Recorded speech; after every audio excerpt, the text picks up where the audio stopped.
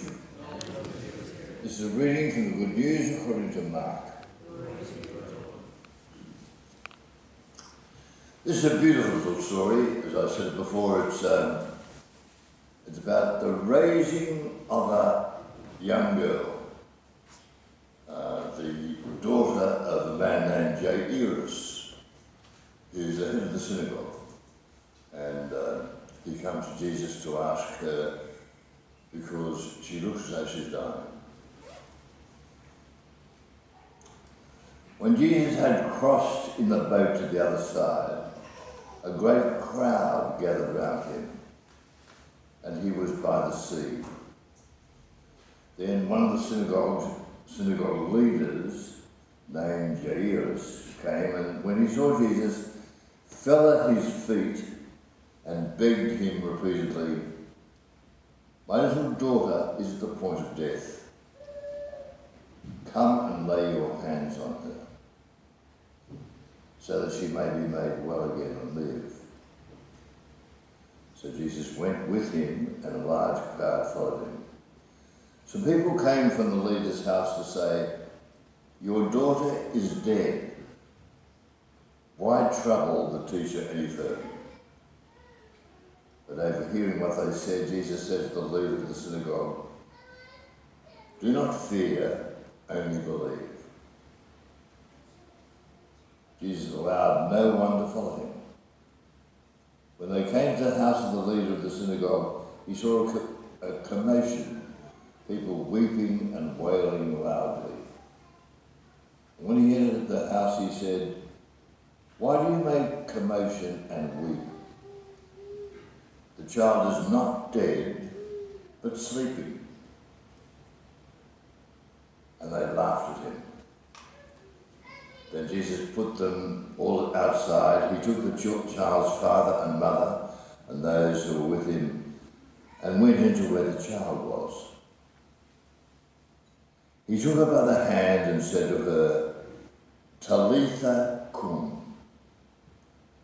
which means, "Little girl, get up." And immediately the girl got up and began to walk about, for she was about 12 years of age.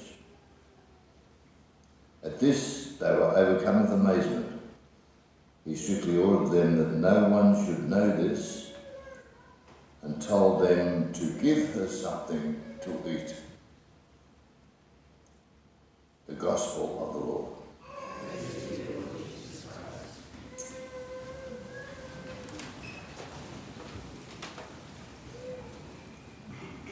I think that Neil Brown, who was here last week, was he? Is talking about Mark's Gospel. Is that right? Or, yeah, good. That Mark is the shortest Gospel, but interestingly, he's the Gospel writer that puts in little details. He observes things very carefully, and so there's a more detailed description of some of these healings in Mark than in the others. For example, the person who is the father of the little girl is Jairus. He's the leader in the synagogue. And the leader of the synagogue coming to this ragtag storyteller named Jesus and falling on his knees, now that's a real reversal of roles. That's a real sort of turning over. The leader of the synagogue is full of status, falling on his knees in front of this itinerant storyteller was a thing. That's a detail that's rather nice. Then the detail, they said, no, she's sorry, too late now, she's dead. Don't bother. Use your focus on somewhere else. And Jesus said, sort of, get out of my way with him. And went in and then cured her. But the loveliest detail in the whole thing, I think anyway, is that right at the end, the little girl gets up. She was 12. How old are you, Annabelle? 11? You've just missed out by one. This little girl was 12. So little girl gets up and Jesus says, hey, give her something to eat. She must be hungry. That's a beautiful little detail, isn't it? You know, not just he's brought her back to life. Now he's saying, she's going to be hungry, she needs breakfast. Those sorts of details are really characteristic of Mark's Gospel. And it makes it, it makes it particularly interesting as far as I'm concerned, I think. But the story itself is extraordinary. You see, to understand the culture properly, the culture that Jesus was living in, women had no voice at all. But not only no voice, but the whole culture just regarded them, not even as second-class passengers, almost as third-class. They were there to just do a few domestic things and support the men who were the real leaders and figures of the community. Jesus would not accept that. And the Gospel is dotted with examples of Jesus bringing women into leadership, which makes, I must say, the situation at the moment in Rome about women deacons, perhaps you've read something about that, but women can't even be deacons, much as priests. Just think of the quality of sermons you'd get if there was a woman up here. Anyway,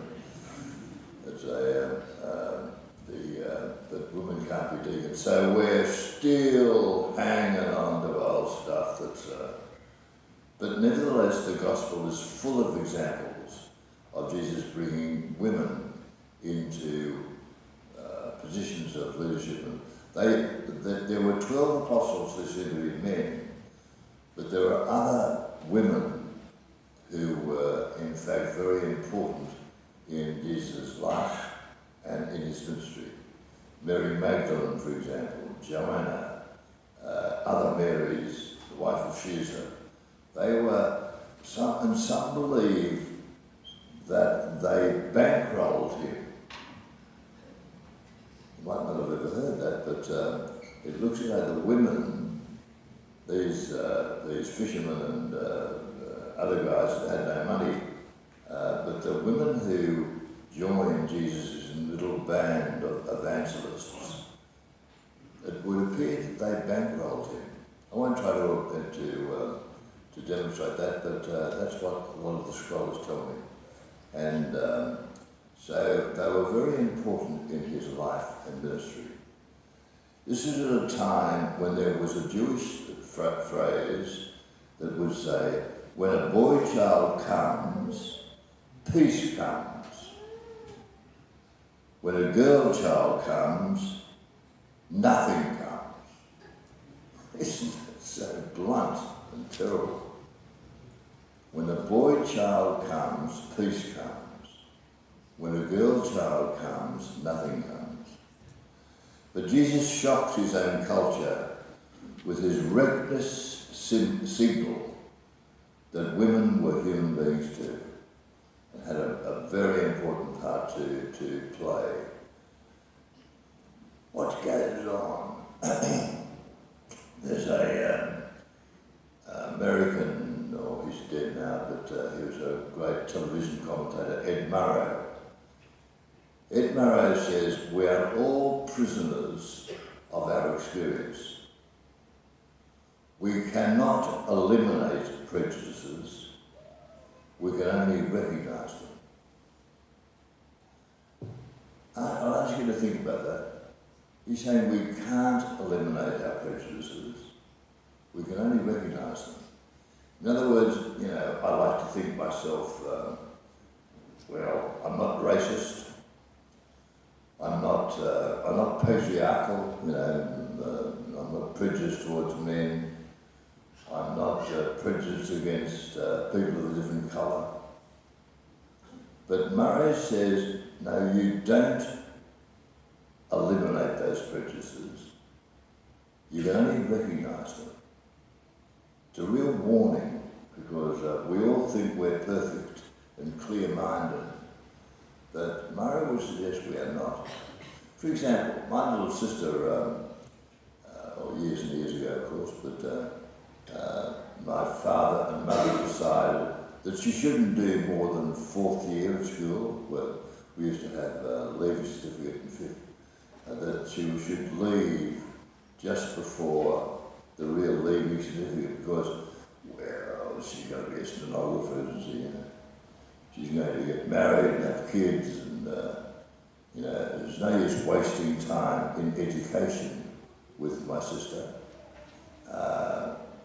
And that was part of, well, I must say I didn't sort of recognise what a prejudiced point of view that was, or how dated it was. And neither did she. Now that's a number of years ago now, but Mara would say those prejudices are still in my life.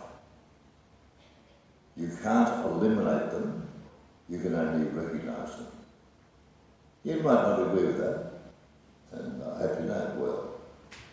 But it's a real warning that people of difference, no, I don't mind talking to Afro-Americans. Well, no, I don't either, but I see them as different. The prejudice is still there. I like to think I'm open and accepting and just in my terms of relationships, but I see them as different. And in doing that, you still have a prejudice in you. You cannot eliminate prejudices, you can only recognise them. By the way, recognising them is very important. That helps you to understand yourself better. But be careful. We all think we're open, non-judgmental, accepting, but perhaps we're not. And even in this case of this morning of the old Jewish ideas of prejudice to women, and that used to be stronger, so much stronger in the past, I guess. We've made great advances, but be careful, because to understand our own minds and understand our own behaviour, our own choices, often is a little more difficult to detect than we imagine. And so this morning's a cautionary parable, wonderful little story told by Mark about a little girl who was 12, Annabelle, and he was trying to help his own people understand little girls of 12 are very, very treasured people, as you are. And when we offer you communion this morning in a few minutes, it's our saying that you are a woman who is precious, who is honoured, and who is loved. So congratulations. Let's just warmly welcome her.